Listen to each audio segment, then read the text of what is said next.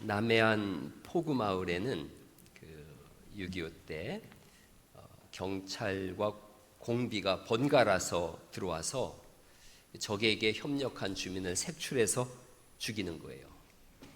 어느 날 밤에 괴한들이 들이닥쳤어요.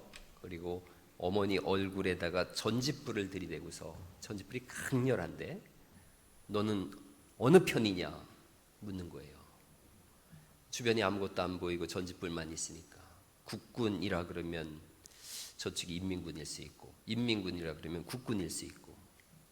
그들의 정체를 알 수 없는 어머니는 극도의 공포와 절망에 떨 수밖에 없었다.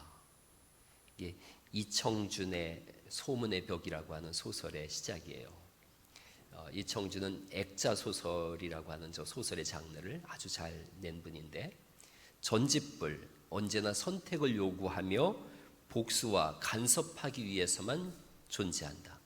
저 전깃불을, 후레시불을 전짓불이라 그랬어요. 손전등이에요, 저게. 이걸 비추는 거예요. 우린 때때로 이 전짓불을, 손전등을 다른 사람한테 들이대고 너는 어느 편이냐? 정체를 밝혀라. 이걸 요구하는 거예요. 이건 공포와 두려움인데. 그래서 전짓불은 절대로 다른 사람을 향해서 비추면 안 되는 거예요. 조용히 내 속을 비출 때만 쓰는 거죠. 이걸 내게 비춰보고 나는 누군가, 내 정체성은 뭔가, 나는 성도의 삶을 증명하며 살아가는가, 이걸 물어봐야 되는 거죠. 오늘 이런 개념에서 한번 이 마태복음 8장을 여러분하고 한번 나눠보려고 합니다. 계속해서 마태복음을 보고 있는데, 성전을 우리에게 주신 하나님, 성전을 주셨다. 이 성전은 이 보이는 건물을 얘기하는 게 아니죠. 예배당을 얘기하는 게 아니었어요. 이건 오늘날 예배당이라고 부르는 거지 성전은 아니죠. 예루살렘 성전이었어요.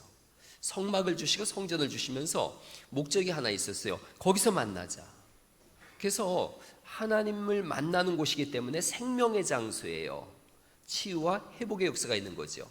솔로몬이 성전을 지어놓고서 하나님 앞에 기도합니다. 구구절절한 기도인데 아주 중요한 기도고 꼭 필요한 기도예요. 열왕기상 8장 30절 이하에 성전을 향해서 지어놓고서 기도하는 거예요. 하나님, 제가 전쟁에서 지고 와서 이 성전에서 기도하면 기도를 들어주셔서 이기게 해주시고, 땅을 빼앗겼다면 땅을 되찾게 해주세요. 비가 오지 않아서 우리가 죽을 상황일 때 이 성전을 향해서, 성전에 와서도 아니에요, 이 성전을 향해서 기도하면 비를 주세요. 전염병, 또 병충해, 질병, 우리가 회개하고 이 성전을 향해서 기도하면 다 고쳐주세요. 모든 어떤 어려움이든지 성전을 향해서만 기도하면 다 들어주세요. 하나님께서 약속하시죠. 내 이름을 걸고 내가 반드시 들어주겠다.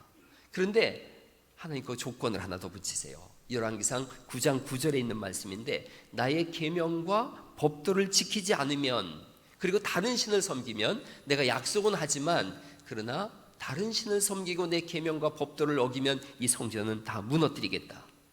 그리고 결론은 우리가 잘 알고 있는 말씀으로 결론되어집니다. 마태복음 3장을 한번 넘어가 보시겠어요? 3장 7절 말씀부터입니다. 예수님께서 오셔서 성전을 보시면서 하신 말씀이에요. 이스라엘 사람들을 보면서도 하신 말씀이지만 3장 7절 말씀부터 보시겠어요? 3장 7절에서 10절까지 저하고 한번 교독해 봐요. 요한이 많은 바리새인들과 사두개인들이 세례 베푸는 데로 오는 것을 보고 이르되, 이 독사의 자식들아, 누가 너희를 가르쳐 임박한 진노를 피하라 하더냐? 속으로 아브라함이 우리 조상이라고 생각하지 말라. 내가 너희에게 이르노니 하나님의 능히 이 돌들로도 아브라함의 자손이 되게 하시리라. 10절, 이미 도끼가 나무 뿌리에 놓였으니 좋은 열매를 맺지 아니하는 나무마다 찍혀 불에 던져지리라. 이렇게 말씀하세요. 세례 요한을 보내서 말씀하는 거예요. 너희가 우상을 섬긴다는 거예요. 하나님의 법도와 계명은 너희가 버렸다는 거죠. 그래서 도끼가 이미 이 나무 뿌리에 놓였다. 회개하지 않으면, 돌이키지 않으면 찍혀서 불에 던져질 거다. 결과는 마태복음 24장 2절에 있어요. 이렇게 말씀하세요. 마태복음 24장 2절 말씀에, 내가 진실로 너희에게 이르노니, 예수님 하신 말씀이에요. 돌 하나도 돌 위에 남지 않고 다 무너뜨려지리라. 회개하지 않은 거예요. 그리고 AD 70년에 이 성전은 다 무너집니다. 그래서 통곡의 벽 이렇게 생겼어요. 저렇게 벽 한쪽만 남겨놨어요. 다 무너졌어요. 우리가 성경 속의 유대인이라고 한번 생각해 보세요. 오늘 이 말씀 속의 유대인이다. 로마의 식민지를 살고 있어요. 그리고 성전에서는 우상 숭배가 이루어지고 있어요. 그리고 70년대 완전히 무너졌어요. 성전이 무너졌다라는 것은 오늘날 우리가 생각할 때 예배당 문이 닫혔다, 더 이상 예배가 드려지지 못한다, 이런 개념이에요. 온 세상이 캄캄한 거예요. 완전한 절망의 시간, 그게 성전이 무너진 거예요. 근데 성경이 우리에게 그 완전한 절망의 시간, 캄캄함, 어두움이 가득한 그 흑암 속에 그리스도 예수님이 오셨다라고 말씀해 주시는 줄 믿습니다. 그 어려움 속에서, 어두움 속에서 예수님이 오셔서 내가 구원자다, 내가 메시아다, 한마디 더 말씀드리면 내가 성전이다, 이걸 말씀하세요. 저 무너진 성전이 성전이 아니라 내가 진짜 성전이다. 그래서 마태복음이 구조가 이렇게 되어 있습니다. 우리가 8장으로 보고 있는데 1장부터 4장까지는 예수님께서 메시아이심을 선언하는 거예요. 내가 메시아다, 1장부터 4장까지 그걸 선언하고 계시고, 5장부터 7장까지는 우리가 지난주까지 본 건 메시아 나라의 법을 공포하세요. 이게 하나님 나라는 이렇게 살아야 된다, 메시아 법을 공포하시고 계시고, 오늘부터 이제 8장부터 10장까지는 자신이 메시아이심을 증명하세요. 성전으로 바꿔보면 이렇게 되어져요. 내가 성전이다, 성전에 사는 백성들은 이렇게 살아야 된다, 그리고 자신이 성전임을 증명하세요. 조금 더 생각해봐요. 설교는 이렇게 하는 겁니다. 그때 거기에서 무슨 일이 있었는지, 그리고 지금 여기서는 우리가 어떻게 살아야 되는지, 이 두 맥락이에요. 그때 거기에서는 2000년 전에는 성전이신 예수님이 오셔서 능력으로 자신이 성전이심을, 메시아이심을 증명해내세요. 그리고 지금 여기서 우리는 성전이에요. 그리스도의 몸된 성전이 됐어요. 그러면 우리도 증명해내야 된다는 거예요. 내가 그리스도인이라는 것을, 내가 하나님의 성전이 됐다는 걸 증명해내야 된다는 거죠. 이 맥락에서 한번 오늘 성경을 보세요. 성전이심을 예수님은 선포하시고 스스로 증명해내세요. 내가 메시아다, 내가 하나님을 만나는 통로고 내가 곧 하나님이시다, 이렇게 말씀하세요. 성전은 하나님을 만나는 곳이니 거기에 구원의 역사가 있거든요. 예수님 말씀하세요. 나를 말미암지 않고는 아버지께로 올 자가 없다, 이렇게 말씀하세요. 나를 통해서만 하나님을 만날 수 있다, 이걸 말씀하시고 증명해내셔야 되는 거죠. 여러분, 그 당시 사람들이나 오늘날 사람들이나 의심 많긴 똑같아요. 당신이 메시아라고? 그럼 증명해봐라. 어떻게 증명할 것인가? 구약에 메시아가 오시면 이러이러한 일이 일어날 거다, 하나님이 통치하는 나라가 오면 이런 일이 일어날 거다, 이사야서 35장 55절에 이게 선명하게 써 있어요. 그때에 보지 못하는 사람들이 본다는 거예요. 다시 듣지 못하는 사람들이 다시 들을 거고, 다리를 저는 사람들이 사슴처럼 뛸 거고, 말을 못하는 사람이 기쁨으로 노래할 거다. 광야에 샘물이 흐르고 메마른 땅에 시냇물이 흐를 거다. 이 속이 답답하고 사막 같았는데 거기에 기쁨의 샘물이 흐를 거다. 여러분, 61편의 1장에도 써 있어요. 이사야서 61장 1절 말씀부터도 메시아가 오시면 이런 나라가 올 거다. 그가 나를 보내신 것은, 즉 예수님이 이 땅에 오신 것은, 그 다음 같이 한번 읽어볼까요? 그가 나를 보낸 것은, 시작, 마음 상한 자를 고치고 포로된 자에게 자유를, 갇힌 자에게 석방을 선언하며 슬퍼하는 모든 사람들을 위로하며 슬퍼하는 사람들에게 슬픔 대신 기쁨과 즐거움을 주고 근심 대신 찬송을 주어. 메시아가 오시면 이런 일이 일어날 거라는 거죠. 다 살아날 거라는 거예요. 다 회복될 거라는 거예요. 다 치유함을 얻을 거라는 거예요. 이걸 증명해내야 돼요, 예수님이. 여러분, 찬송 중에 그런 찬송이 있어요. 지극히 높은 주님의 나 지성소로 들어갑니다. 세상의 신을 벗고서 보좌 앞에 엎드리리. 그 다음에 이렇게 돼 있어요. 이곳을 덮으소서, 이곳을 비추소서. 내 안에 무너졌던 모든 소망이 다 어떻게 된다는 거예요? 회복된다는 거예요. 이곳을 지나소서, 이곳을 만지소서. 내 안에 죽어가는 모든 예배 다 살아나리라. 예수님이 오시면, 메시아가 오면 예배가 회복되어지고 우리의 육신의 질병이 떠나가고 절망이 사라지고 어둠에서 빛으로 나가는 역사가 있다라는 것이 구약 성경에서 그리스도 예수님이 오셨을 때에 일어나는 일이라는 거예요. 이걸 증명해 내셔야 돼요, 예수님께서. 그래서 여러분, 마태복음 8장이 이렇게 시작되는 겁니다. 8장을 다시 한번 볼까요? 마태복음 8장 1절을 먼저 읽어보죠. 8장 1절 말씀 읽어볼까요? 시작. 예수께서 산에서 내려오시니 수많은 무리가 따르니라. 제가 마태복음을 강의하면서 이런 말씀을 드렸어요. 모세와 비교하고 있다고. 모세가 계명을 들고서 산에서 내려오는 것처럼 예수님께서 마태복음 5장부터 7장까지 메시아 나라의 법을 선포하세요. 계명을 선포하시고 이제 산에서 내려오세요. 이제 메시아의 일을 해야 되거든요. 그러자 2절이 시작되는 거죠. 한 나병 환자가 나와 절하며 이르되 주여 원하시면 저를 깨끗하게 하실 수 있나이다. 그래서 나병 환자를 치료하시는 거예요. 3절 말씀 읽어보죠. 시작. 예수께서 손을 내밀어 그에게 대시며 이르시되 내가 원하노니 깨끗함을 받으라 하시니 즉시 그의 나병이 깨끗하여졌다. 일이 되어지는 거예요. 이사야서 35장에 나병 환자 한센병을 가진 분은 메시아가 오시면 고침받을 수 있다. 이걸 이 나병 환자는 알고 있는 거예요.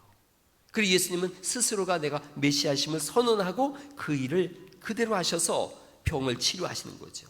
여러분, 중풍병자도 마찬가지예요. 7절 말씀 볼까요? 7절에 중풍병자를 만나시죠. 이르시되 내가 가서 고쳐주리라. 그랬더니 백부장이 뭐라 그래요? 우리 집에 오는 거 감당치 못합니다. 말씀만 하셔도 날 겁니다. 그랬더니 예수님께서 내 믿은 대로 될지어다. 그래서 그대로 치료가 일어나는 거예요. 여러분, 14절 말씀 보면 베드로의 장모가 열병에 누워 있어요. 예수님께서 치료하세요. 거기에 이렇게 되어 있습니다. 15절 말씀 또 읽어볼까요? 8장 15절 시작. 그의 손을 만지시니 열병이 떠나가고 여인이 일어나서 예수께 수종들더라. 이리 되어져 있어요. 또 17절 말씀에 보면 이는 선지자 이사야를 통하여 하신 말씀에 우리의 연약한 것을 친히 담당하시고 병을 짊어지셨도다 함을 이루려 하심이라. 그 구약의 예언대로 오셔서 그 일을 하신다라고 말씀하는 거예요. 다 고치시죠. 여러분, 8장 22절 말씀부터 볼까요? 23절. 예수님께서 피곤하세요. 그럴 때 바람과 바다를 잠잠하게 하세요. 26절. 바람과 바다를 꾸짖으시니 아주 잔잔하여졌다. 일이 되어지고 28절 말씀부터는 귀신 들린 사람을 고치세요. 이 일을 계속하세요.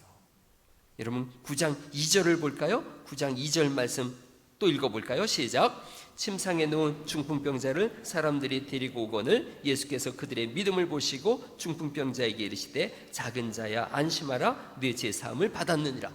죄사함을 선포하는 분은 하나님밖에 없거든요. 예수님께서 이 일을 해나가시는 거예요. 20절을 보시겠어요? 9장 20절 말씀. 9장 20절에 보면 이렇게 되어 있어요. 12해 동안이나 혈루증으로 앓는 여자가 예수의 뒤로 와서 그 거둣가를 만지니 그랬더니 즉시 그 피부병에서 노임을 받게 되어져요. 이런 말씀이 계속해서 9장 10장까지 다 이루어져 있어요. 예수님 스스로가 증명하고 계신 거예요. 32절 말씀. 귀신 들려 말 못하는 사람이에요. 예수님께서 귀신이 쫓겨나고 말 못하는 사람이 말하도록 고쳐내세요. 스스로가 메시아이심을 다 증명해내가는 사건이에요. 8장 9장을 읽으면서 여러분 속에도 이런 동일한 치유의 역사가 있기를 간절히 축원합니다. 주님은 내가 메시아다라는 것으로 끝내지 않고 자신이 메시아이심을 증명해내셨어요. 그러면 이제 조금 더 진행해 나가봐요. 우리는 예수님 성전이라 그랬는데 우리는 어떻게 성전이 되는가를 먼저 생각해 봐요. 8장으로 다시 넘어가 볼까요? 8장 2절 말씀. 8장 2절에 한 나병 환자가 나와 절하며 이르되 주여 원하시면 저를 깨끗하게 하실 수 있나이다. 그랬더니 예수님 뭐라고 말씀하세요? 내가 원한다. 이렇게 말씀하세요. 내가 원한다. 예수님은 우리가 고침받기를 원하세요. 중풍병자를 향해서 내가 고쳐주리라 그렇게 말씀하세요. 내가 너희를 살리러 왔다, 구원하러 왔다 이렇게 말씀하세요. 우리가 할 일은 뭔가? 아멘하고 받아들이면 되는 거예요. 내가 받아들이겠습니다 하면 돼요. 여러분 8장 22절을 다시 보실까요? 8장 22절 말씀, 예수께서 이르시되 죽은 자들이 그들의 죽은 자들을 장사하고, 그 다음 뭐라고 말씀하세요? 너는 나를 따르라. 그게 예수님을 믿는 방법이에요. 너는 나를 따르라 이렇게 말씀하세요. 따랐다 이렇게 돼 있어요. 따랐다. 여러분 8장 1절에도 수많은 무리가 따랐다 그랬고, 9장 9절 말씀을 또 보실까요? 9장 9절 말씀 같이 한번 읽어볼까요? 시작. 예수께서 그곳을 떠나 지나가시다가 마테라 하는 사람이 세간에 앉아있는 것을 보시고 이르시되 나를 따르라 하시니 일어나 따르니라. 이러면 되는 거예요. 우리가 어떻게 그리스도의 사람이 되며 성도가 되어지고 하나님의 성전이 되어져 가는가? 나를 따르라 할 때 따르면 되는 거예요. 주님은 우리를 부르셨고 고쳐주시고 따르라 그러세요. 따르라. 신앙생활이 뭔가? 어떤 상황에서도 주를 따르는 거예요. 찬송 중에 모든 상황 속에서 주를 찬양할지라, 그리고 이렇게 고백되어져요. 내 영혼이 확정되고 확정되어 싸우니 믿음의 눈 들어 주를 바라봅니다. 이게 신앙 고백이에요. 내 영혼이 주님을 따르는 일에 확정되고 확정되었습니다. 그렇게 확정된 사람들이 여기 모인 줄 믿습니다. 우리가 그렇게 주님의 몸된 교회를 이룬 거예요. 주를 따르는 일. 어렵고 힘든 시대를 우리가 살아가고 있어요. 코로나19 이후에 세상이 완전히 바뀔 거다. 제가 지난주에 한 주간 열심히 읽은 책 중에 언컨택트라는 책이 있었어요. 언컨택트. 이게 비대면, 비접촉 뭐 이런 거예요. 모든 것이 다 바뀌었다는 거죠. 한국 전쟁 때도 예배가 멈추지 않았는데, 현장 예배가 이 원칙이 깨져버렸어요. 집에서 온라인으로 다 예배를 하고 스마트폰으로다가 예배한다 상상도 못했었는데, 어느 교회는 예배 때 스마트폰만 봐도 막 혼지검을 낸다는데, 이제 스마트폰으로 예배를 보고 유튜브나 아프리카 TV로다가 예배를 해요. 언컨택트라는 말을 줄여서 우리나라에서 만든 신조어가 언택트인데, 접촉하지 않는다. 그런데 이제는 이름도 바뀌었어요. 온택트로 바뀌었어요. 온택트. 온라인으로 예배한다. 주일 현장 예배가 멈춰졌더니 통계를 보니까 한국 목회 데이터에서 보니까 38%가 주일 예배를 하지 않는다는 거예요. 교회 고령화로 이루어져서 온라인 예배가 불가능하다는 거예요. 만약에 교회가, 기독교가 언컨택트를 받아들이면 어떻게 될까? 이런 모이는 예배가 없이 가정에서 계속해서 예배해야 된다면, 1년, 2년, 3년, 4년 계속해서 집에서 예배해야 된다면, 여러분 그 예배당이라고 하는 이 건물이 아무 의미가 없어지는 거예요. 이번 코로나19를 통해서 주님이 우리에게 주시는 중요한 질문이 있어요. 모여서 예배할 때는 그리스도인 같았는데, 이런 모임 현장 예배가 아닌 가정에서 개인적으로 예배할 때 과연 우리는 그리스도인인가? 이걸 물어보시는 거예요. 홀로의 시간이 있을 때 전짓불로 다른 사람을 우리가 많이 비춰봤는데, 나를 비추면서 나는 그리스도인으로 지금 살아가고 있는가? 역사 속에는 이런 암흑한 시대가 있었어요. 14세기에 타락한 유럽, 흑사병이 몰아닥쳤어요. 유럽 인구의 절반이 죽었어요. 당시 세계 인구는 되게 적었어요. 4억 5천만 명이었어요. 1억이 죽었어요. 4사람당 한 사람이 죽은 거예요. 오늘날로 말하면 한 집당 한 사람이 다 죽은 거예요. 그러나 그 이후에 15세기, 16세기 르네상스가 일어나고 1517년에 종교 개혁이 일어나고 개신교가 탄생했어요. 어두운 시대에 주님은 우리에게 물어보시는 거예요. 내 영혼이 확정되고 확정되어 싸우니 내가 정말 주님만 따르겠습니다. 그런 진짜 성도냐 아니냐, 이걸 물어보시는 거죠. 여러분, 이 어두운 시대 속에 주님이 우리와 함께 하심을 믿고 마음을 확정하고 주를 따르는 은혜가 있기를 간절히 축원합니다. 예루살렘 성전이 무너져서 다 통곡하고 있을 때 예수님 말씀하는 거죠. 내가 메시아다. 내가 성전이다. 코로나19로 인해서 현장 예배가 무너지고 그리스도인인지 아닌지 스스로도 자기 정체성이 흔들리는 시대 속에 주님이 우리에게 오셔서 말씀하는 거예요. 내가 메시아다. 내가 너를 구원했다. 너는 이 캄캄한 시대 속에서도 나를 따라올 수 있느냐. 전짓불로 너를 비춰봐서 네가 진짜 성도인지 아닌지 확증해야 된다.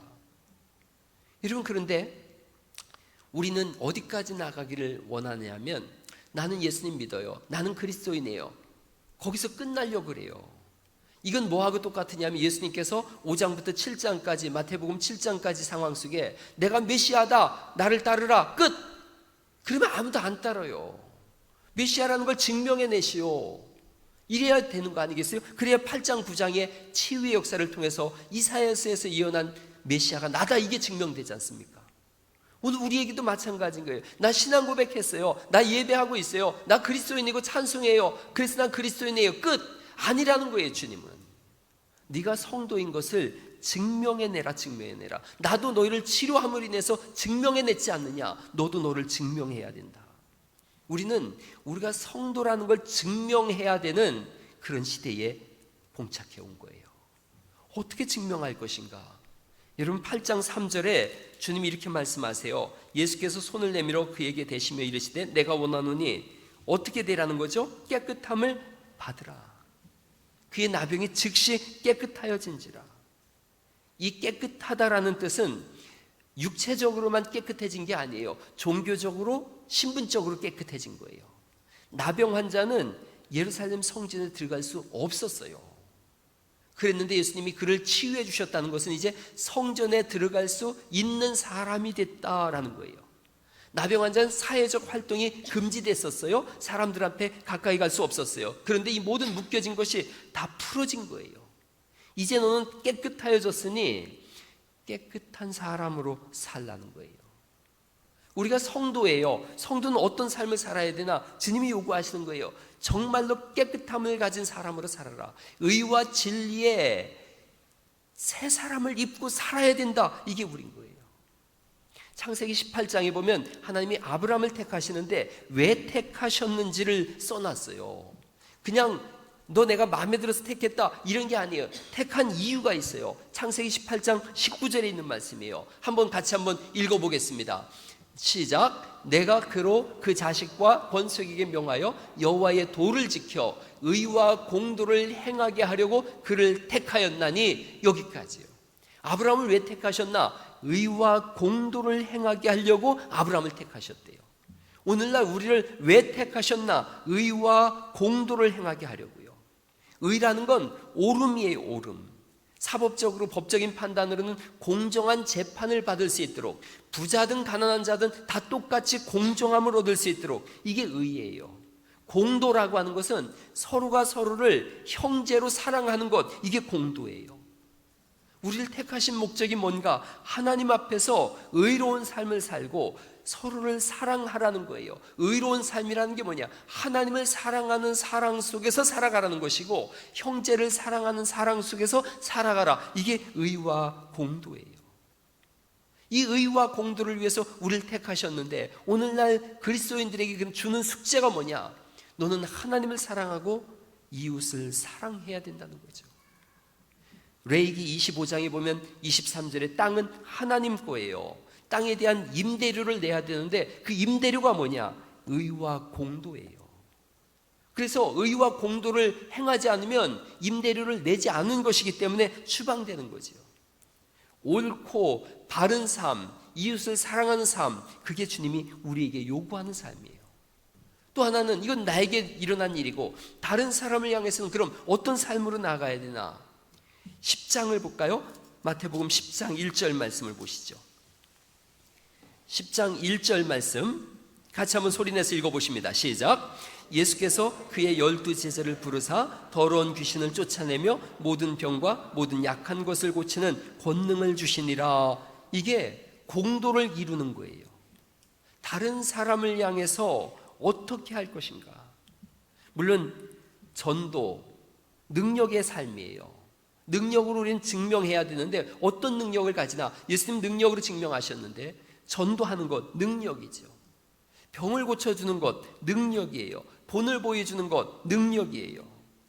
여러분 마가복음 16장 15절 말씀 이하에 보면 우리 그리스도인에게 준 능력이 있더라는 거죠. 주님이 이런 능력을 가지고 살아라. 어떤 능력인가? 마가복음 16장 15절 말씀 같이 한번 보십니다.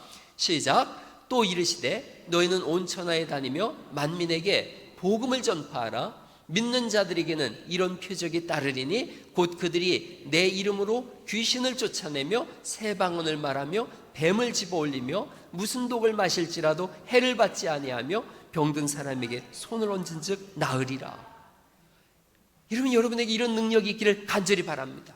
손을 얹었더니 낫더라 하는 거예요. 야고보서 5장 13절 말씀도 이런 말씀입니다. 고난당하는 자가 있느냐 그는 기도할 것이요 즐거워하는 자가 있느냐 그는 찬송할지니라. 병든 자가 있느냐 그는 교회의 장로들을 청할 것이요 그들은 주의 이름으로 기름을 바르며 그를 위하여 기도할지라. 15절 말씀부터 같이 한번 읽어보시죠. 시작. 믿음의 기도는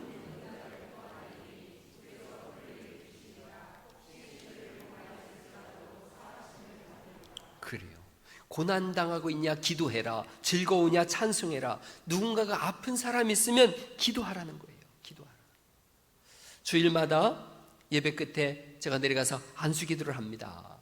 안수기도를 하면서 두 가지를 생각했어요. 하나는 저도 오늘부터 마스크를 끼고 안수기도를 해야 되겠다. 그 생각을 했어요. 지난주까지는 마스크를 안 끼고 제가 이렇게 안수기도를 했는데 괜히 생각에 기도받으면서도 찝찝하지 않을까. 목사가 이거 침이라도 튀면 어떡하지? 그럴 거 생각해서 제가 마스크를 끼고 해야겠다. 또 하나는 이렇게 사방 편제되어 있으니까 제가 이렇게 돌고 또 이렇게 돌기가 쉽지 않아서 이렇게 많이 아프고 그런 분들은 이쪽으로 이렇게 좀 편중해서 앉으시면 제가 이렇게 가면서 기도하겠습니다. 여러분 우리가 통성기도 하지 않습니까? 마지막에 제가 느끼는 느낌이에요. 누구의 기도를 통해서 났는지는 아무도 몰라요. 제가 손을 얹어 앉을 수도 있고 누군가가 그분을 위해서 기도해서 날 수도 있고 중요한 건 예배 속에 하나님이 우리를 고치시는 줄 믿습니다. 정말로 많은 분들이 우리 교회 여러분이 다 보셔서 아시지만 암에 걸렸던 분들도 치료함을 받고 또 뭐 사소한 것들도 많이 고침을 받았어요. 왜 그렇게 되어지나? 주님이 우리에게 그런 능력을 주신 거예요. 손을 얹은즉 나으리라 그랬어요. 꼭 손을 안 얹으면 어떻겠어요? 손을 얹는다는 것은 믿음의 행위를 보이는 거예요. 손을 안 얹어도 이런 기도하면 낫는 거죠. 하나님이 고치신다 이런 거예요. 누가복음 11장에 밤중에 와서 떡 3덩이 달라고 하는 친구가 있잖아요.